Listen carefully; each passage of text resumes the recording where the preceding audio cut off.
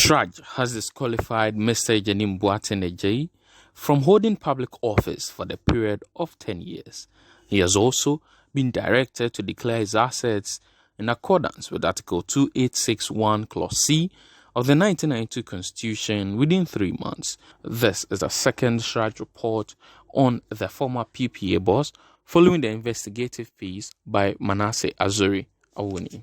In the petition to CHRAJ, the Ghana Integrity Initiative asks the anti-graft body to investigate Mr. Adjenim Boateng Adjei and other members of the board of PPA who have allegedly been involved in corruption, conflict of interest, collusion, and inappropriate conduct in violation of the Constitution and laws of Ghana, for which appropriate sanctions should be applied. CHRAJ was also requested to investigate Mr. Adjenim Boateng Adjei on whether he established companies soon after he was appointed as Chief Executive Officer of the Procurement Authority without disclosing his interests.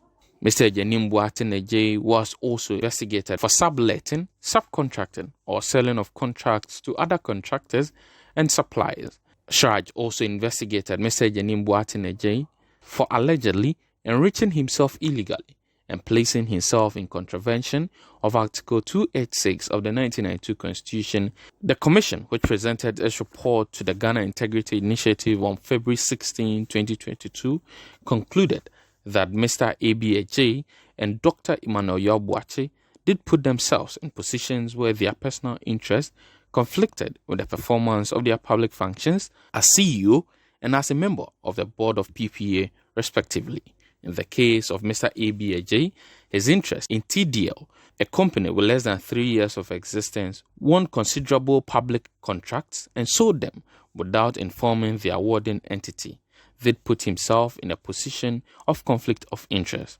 On the part of Dr. Boache, who was a technical director at the Office of the Minister of Procurement, the General Secretary of the CHRAJ, and a member of the PPA board, CHRAJ found that his involvement with the CHRAJ group of companies and his failure to recuse himself during the 25th meeting of the Board Technical Committee to consider the Ministry of Education's request to use single-source procurement method to acquire 160 Kantanka pickup vehicles from the Kantanka Automobile Limited in 2019 placed him in a conflict of interest position. Mr. A.B. Adjei was found on the wrong side of the law on the matter of abuse of office, as he is said to have used his office as CEO of PPA to improperly alter the decision of the board of PPA in favor of TDL, a company he has personal interest.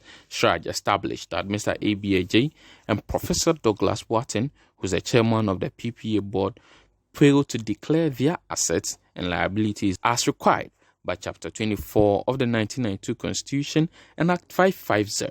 During CHRAJ investigations, Professor Boateng indicated that he was in the process of complying with the law 3 years after his appointment as the board chairman of PPA. The CHRAJ report has also revealed that between August 2017 and August 2019, huge sums of cash deposits were made into Mr. A.B. Adjei's accounts at the Universal Merchant Bank, amounting to 5,697,530 cedis. Out of the total deposit made into his account, Mr. Adjei was able to explain the sources of only 86,000 Ghana cedis.